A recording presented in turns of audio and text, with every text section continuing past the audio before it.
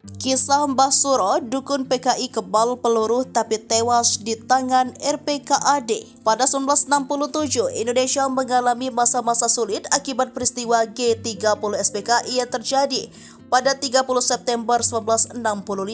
Pemerintah khususnya pihak militer berusaha membersihkan anggota dan simpatisan PKI yang dianggap sebagai ancaman bagi negara. Salah satu daerah yang menjadi sasaran operasi militer adalah Blora, Jawa Tengah yang dikenal sebagai basis PKI sejak lama. Di Blora ada seorang dukun sakti bernama Mbah Mulyono Surodiharjo atau lebih dikenal sebagai Mbah Suro. Ia adalah mantan lurah yang beralih profesi menjadi dukun pengobatan dan perdukunan. Ia diyakini sakti mandraguna dan kebal dari terjangan peluru dan senjata tajam. Bukan hanya itu, ia juga bisa membuat pengikutnya memiliki ilmu kebal senjata dengan cara memberi mereka minyak khusus dan mantra-mantra. Mbah Suro adalah dukun kepercayaan PKI yang sering memberikan dukungan spiritual kepada anggota dan simpatisan PKI bersembunyi di hutan-hutan sekitar Blora. Ia juga berencana untuk menghidupi kembali gerakan PKI dengan menggunakan ilmu kliniknya. Karena itu, ia menjadi salah satu target utama operasi militer yang dilakukan oleh pasukan RPKAD.